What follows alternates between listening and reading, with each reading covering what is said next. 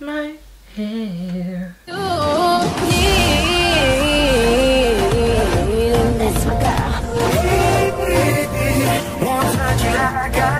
Hello messieurs dames, j'espère que vous allez bien, j'espère que vous avez kiffé cette petite intro sur 2-3 paroles de Solange Knowles. Si vous n'avez pas aimé, c'est pas mon problème, abonnez-vous quand même à la chaîne, c'est gratuit, c'est juste là, allez-y avant que la vidéo commence, ça fait toujours plaisir.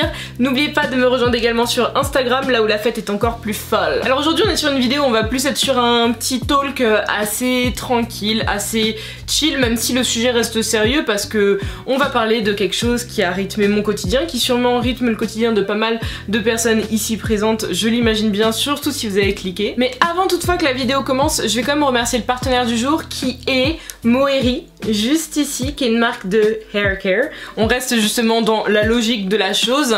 Je l'ai testé pendant quoi, à peu près 3 semaines. C'était tout nouveau pour moi parce que 99,9% du temps, pour tout ce qui est capillaire, je teste uniquement des marques qui sont vraiment dédiées que aux cheveux crépus et frisés, à la limite bouclés, mais vraiment dédiés. Là pour une fois c'est une marque qui s'adresse un peu plus à tout le monde, qui est beaucoup plus axée justement sur une compo qui est très naturelle, qui a de l'acide fulvique, qui a pas mal de minéraux et en fait de produits qui sont là juste pour booster la croissance des cheveux. Ils promettent que ça se remarque assez rapidement aussi, et aussi d'assainir le cuir chevelu, de faire les choses bien. Moi j'ai reçu le shampoing, l'après-shampoing, le masque, ainsi que justement celui que je vous montrais juste là, le petit spray qu'à mettre au quotidien, hyper pratique. Par exemple quand vous avez aussi des nattes là comme moi avec les racines à découvert, c'est encore plus pratique pour pouvoir donner vraiment un petit coup de boost à vos cheveux au quotidien, matin comme soir, matin et soir, c'est vous qui voyez. Moi par exemple mes poulets, vous voyez ici sur ma première utilisation, on dirait que ça a poussé de dingue, mais c'est en l'espace de 3 semaines parce que j'ai pu avoir une définition et une hydratation plus importante,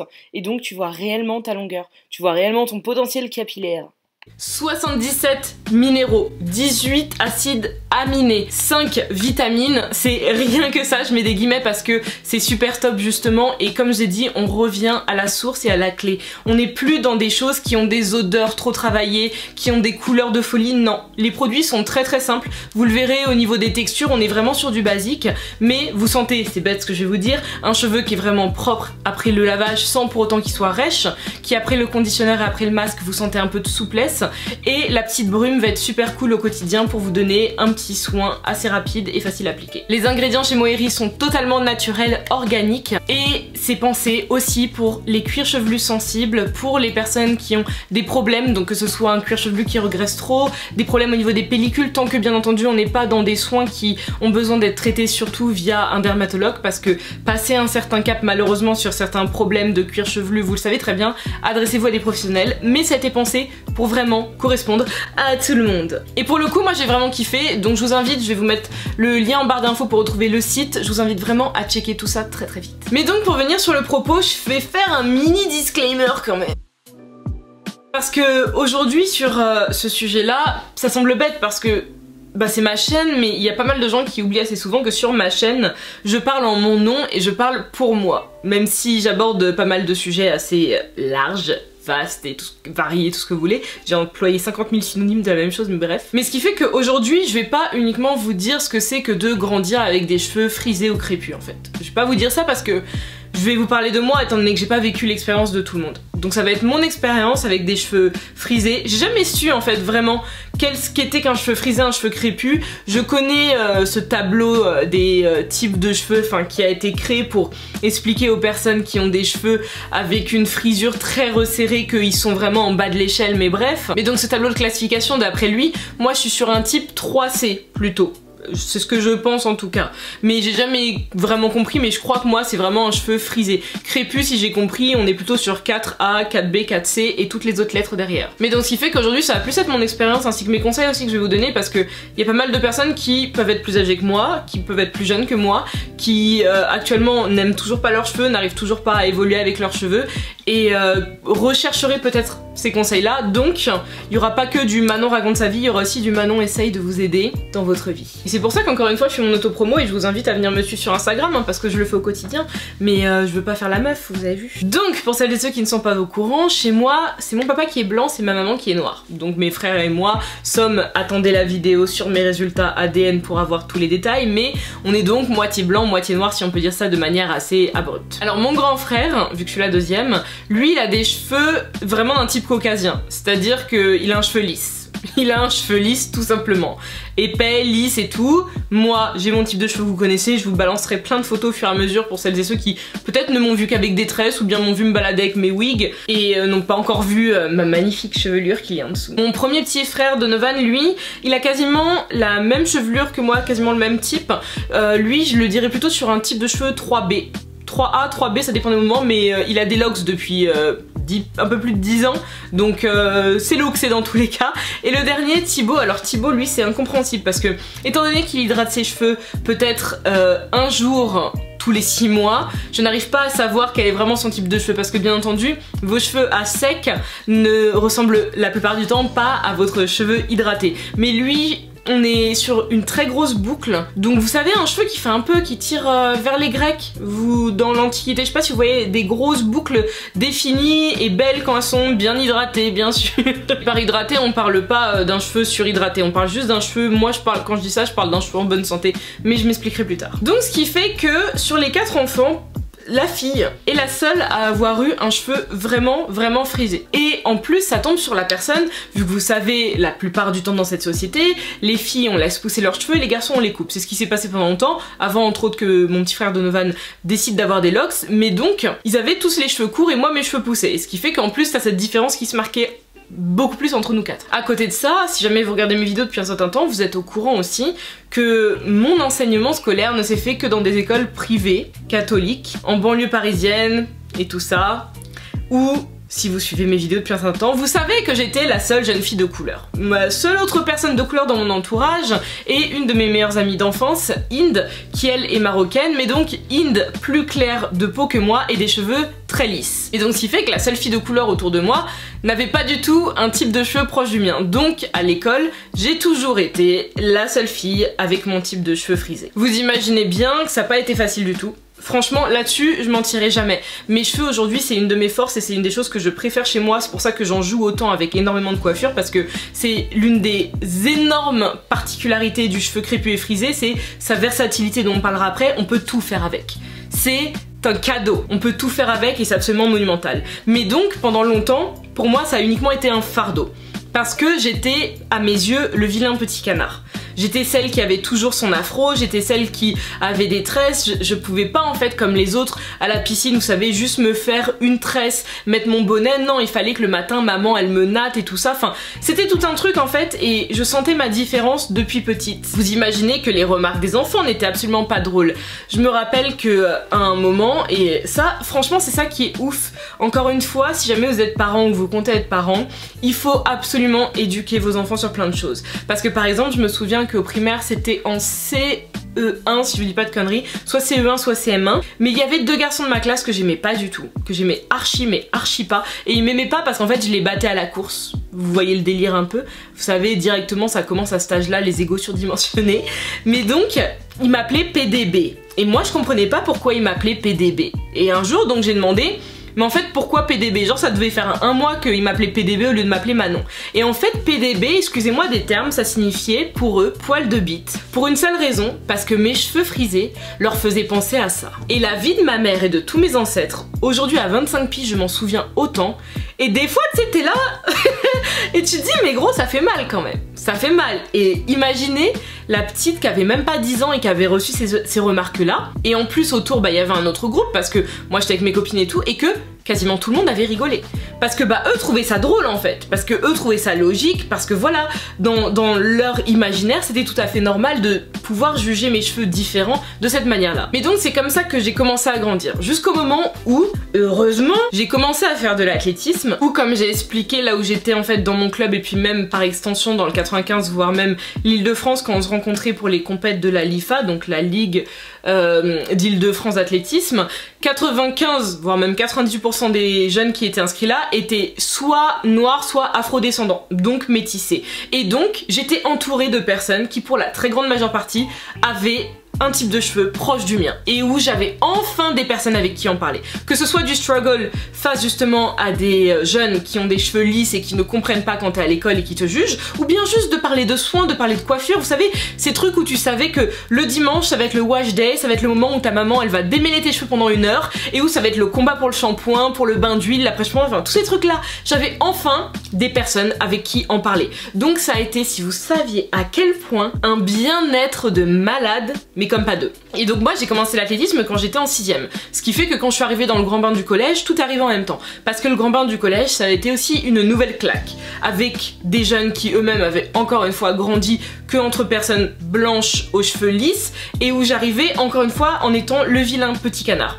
Et où à cette époque j'essayais de leur ressembler, donc ce qui fait que ma maman ne m'a jamais défrisé les cheveux, n'a jamais voulu et m'a toujours poussé à m'accepter comme je suis. Mais moi derrière, j'avais fait en sorte d'acquérir avec mon argent de poche un fer à lisser. Donc tous les dimanches, c'était la grande séance brushing, lissage dans la salle de bain.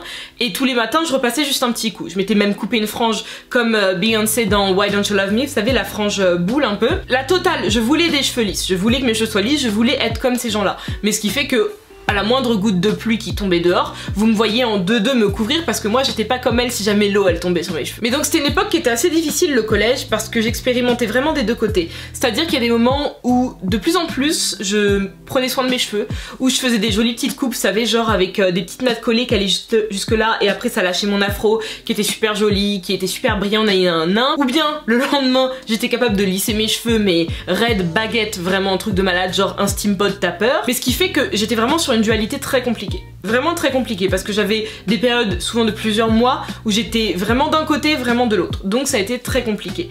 C'est l'arrivée au lycée où ça a commencé à être plus facile entre guillemets parce que j'ai commencé à un peu m'affirmer et à devenir de plus en plus la Manon qui est là aujourd'hui. Mais là-dessus, encore une fois, et je la remercierai jamais assez pour m'avoir donné ces armes-là, c'est ma maman qui a été le joueur clé, si je puis dire là-dessus. Elle a été la clé de voûte de toute la construction de qui je suis et de l'amour que je donne à mes cheveux aujourd'hui. Parce qu'elle m'a expliqué, je pense qu'elle voyait un peu tout ce qui se passait. Et donc elle m'a expliqué que mes cheveux sont très beaux, que mes cheveux c'est moi, que mes cheveux c'est un mélange de mon papa, de ma maman, que nanani, que nanan.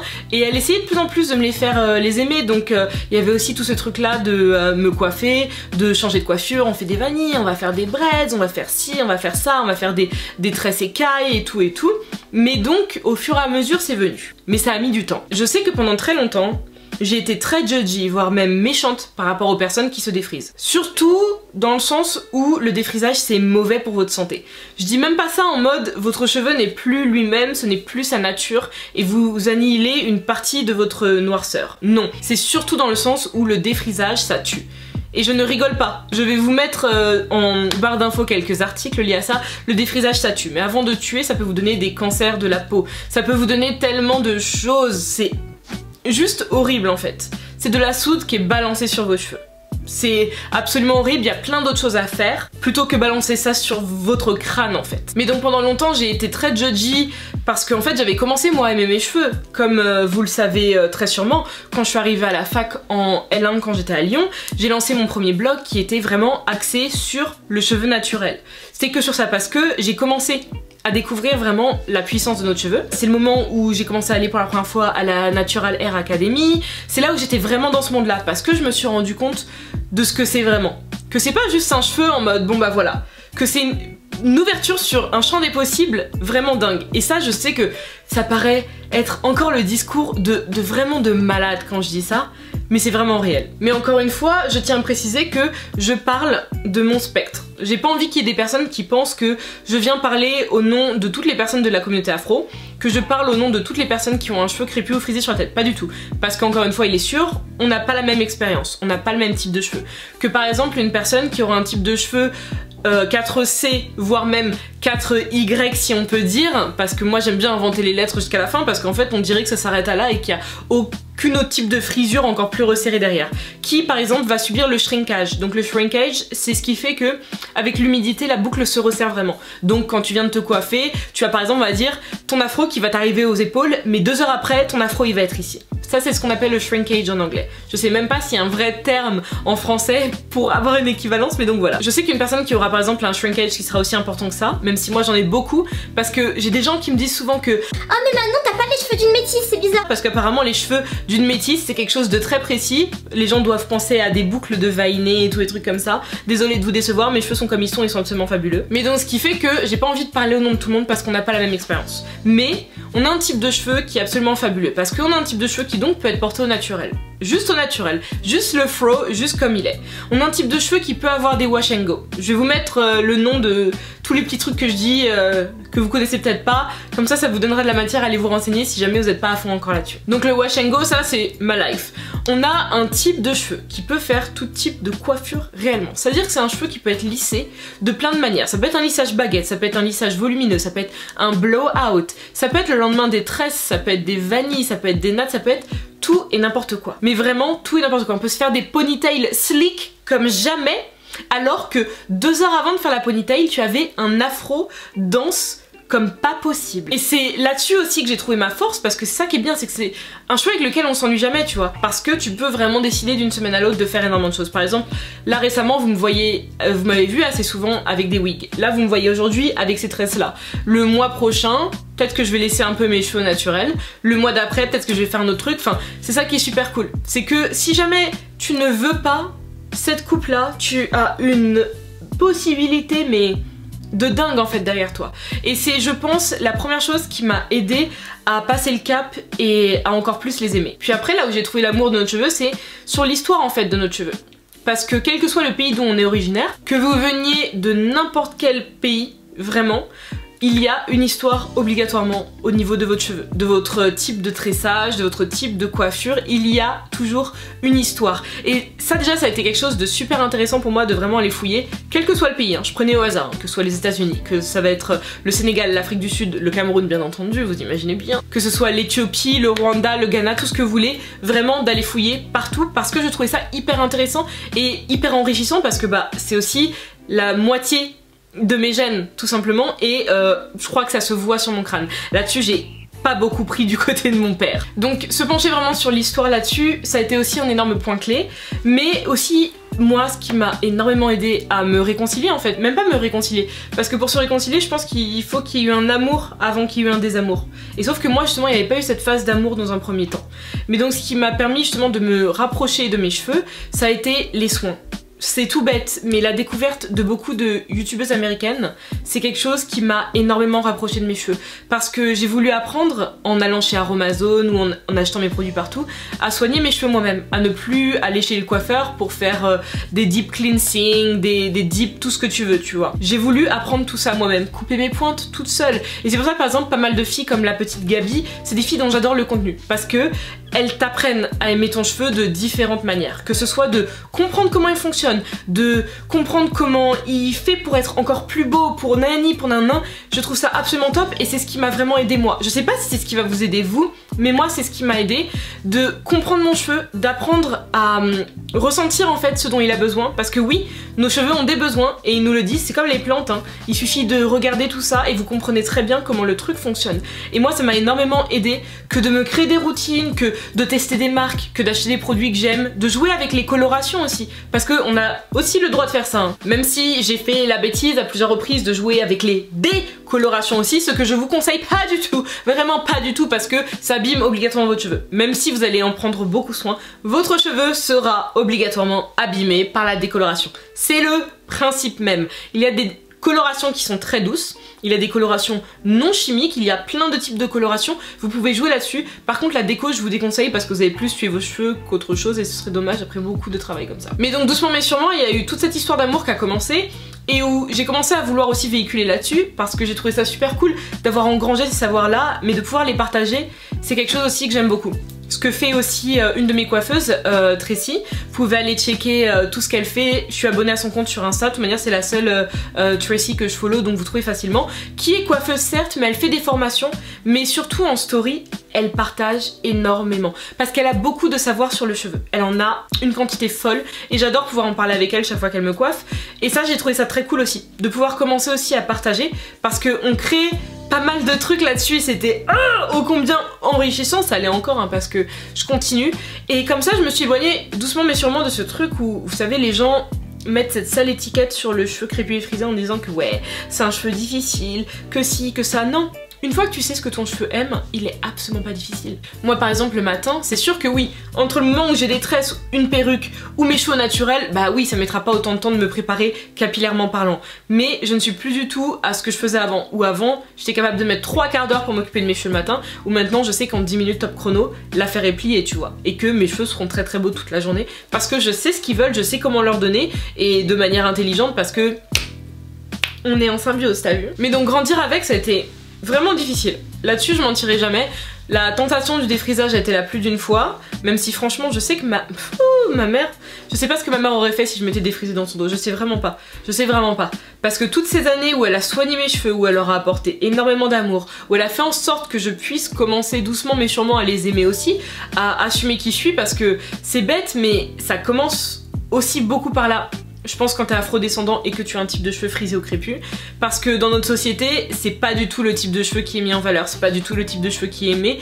Il suffit de regarder le nombre de tafs où on te demande de venir avec un brushing, avec une wig, avec tes cheveux plaqués ou je sais pas quoi. C'est pas un cheveu qui est accepté tout simplement en fait, c'est pas un cheveu qui est accepté. Il suffit de voir le nombre de stars en fait qui ne les portent jamais et tu as l'impression qu'elles les aiment pas et donc t'as des messages qui sont véhiculés comme ça et tu commences à comprendre des choses et justement je ferai une autre vidéo autour de ce sujet là, on en parlait avec Alex qui m'a coiffé là récemment. Vous comprendrez quand je ferai cette vidéo, je referai un parallèle par rapport à celle-ci, vous inquiétez pas, je suis juste en train de planter mes graines. Mais donc ce qui fait qu'on est dans une société où c'est pas du tout un cheveu qui est apprécié, mis en valeur, mis en avant, juste en fait qui est au même étage que les autres types de cheveux. Juste ça, nous on demande juste ça parce qu'en fait il n'y a aucun type de cheveux qui est meilleur que les autres. Moi je vous dis ça par rapport à mon type de cheveux parce que je l'aime comme pas possible. Tout simplement, mais il n'y a aucun type de cheveux qui est au-dessus des autres hein. J'arrive à dire à n'importe quel type de cheveux qui sont super beaux. Mais là je vous parle vraiment du mien et de mon expérience. Mais ça a été difficile, mais j'ai réussi. C'est con,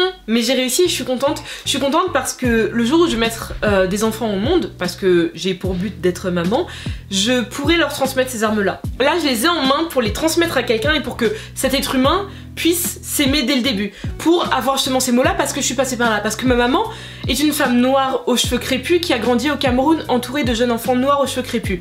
Donc elle n'a pas eu ce parcours que moi j'ai eu au milieu d'enfants blancs aux cheveux lisses. Donc cette transmission a été plus difficile parce qu'elle n'a pas pu se mettre à ma place. Elle a tenté du mieux qu'elle a pu et elle a vraiment réussi, l'air de rien, même si j'ai eu des années très très dures par moments. Mais moi je sais maintenant, par rapport à là où je suis, je sais ce que je vais pouvoir dire et ce que je vais pouvoir transmettre. Et c'est hyper important. Mais donc voilà mes poulets, c'est tout pour moi sur ce sujet là aujourd'hui en tout cas. Parce que comme je vous ai dit, j'ai pas mal d'autres idées autour du cheveu crépus et frisé pour en parler. Je pense que ce serait même cool d'en parler à plusieurs. Ça pourrait être super intéressant de partager nos expériences, des petits tips chacun parce que je pense que on n'en manque jamais. Et n'oubliez pas, en barre d'infos, si jamais vous avez envie de découvrir Moeri, dans le bon sens Manon, merci. Voilà, je vous mets toutes les infos et n'hésitez surtout pas à me dire si vous craquez, venez en DM Insta, en commentaire ici, ça fait toujours plaisir. Moi je vous fais de gros bisous et je vous dis à très bientôt pour une nouvelle vidéo. Mouah. Peace guys. Quelle BG celle-là.